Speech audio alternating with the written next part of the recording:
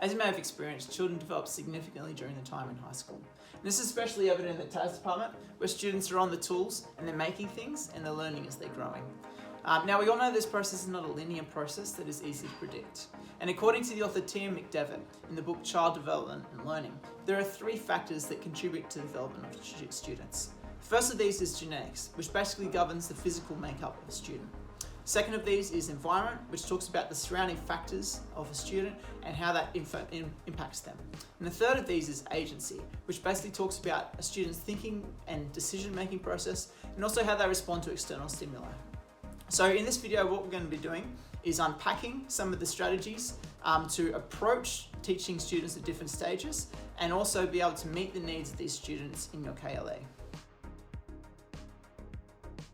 G'day, I'm Miss Claire, and today I'm going to be painting a classroom with my TAS students from stages 4, 5 and 6.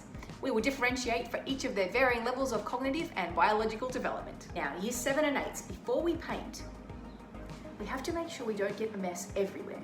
So we need to cover some places up. Come here, let me show you how. Now it's your turn. Show me how to do it. Actually, that's quite excellent. When you finish doing all the architraves, we'll do a fun project where we may I mask up a picture, use a roller to paint it. And in that way, you'll learn to use a roller as well. As a year 7, I need almost constant supervision because I'm not cognitively mature yet.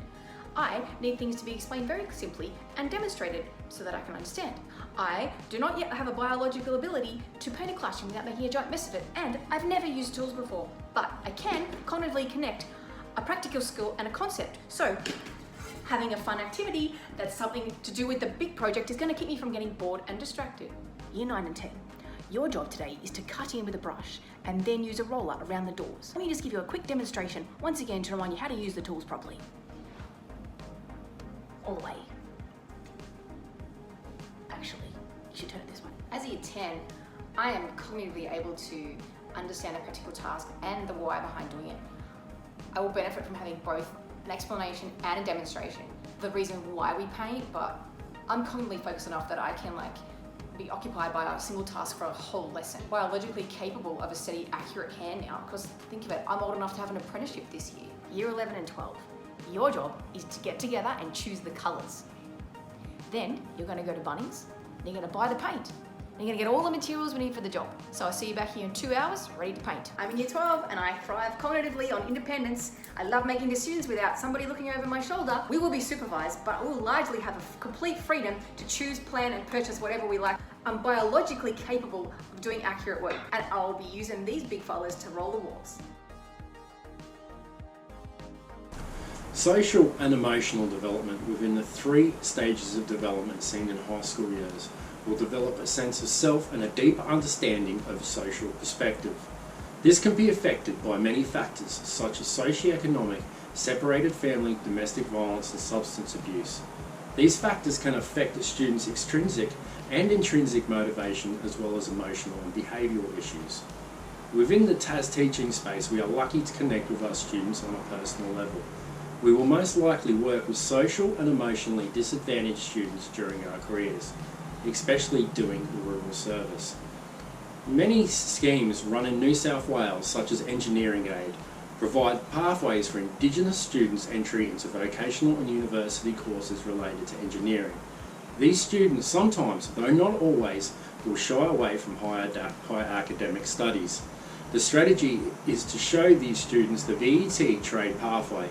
It is also possible for students to attain their Certificate 2 in engineering during high school. This will give them the RPL towards their chosen trade. These strategies also break the cycle of poverty and unemployment in these areas. The strategies are referenced at the end of the presentation.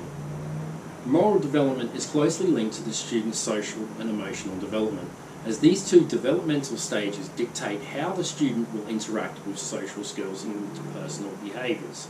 Strategies we can employ as TAS teachers to promote moral development are by using a positive-based teaching technique that models positive behaviour and acknowledges positive efforts. This model discourages using shame as a tool in the classroom. Another strategy we can use is helping within the community, using TAS skills such as carpentry and textile skills. For example, making blankets for the homeless. This teaches empathy and gives the students a positive sense of self and community. These strategies can also be found in the links at the end of the presentation. As you've seen in this video, the early years of children development in high school is a time of significant change for these students. And it's our responsibility as teachers to meet the needs of these students and help them through this time. Now, according to Coma et al. In 2004, the school experience provides a platform for students to really grow, and through that, they learn to become an effective member of society. And we as teachers, if we become aware of the underlying changes in students, we can actually adapt our teaching to be able to most effectively meet their needs.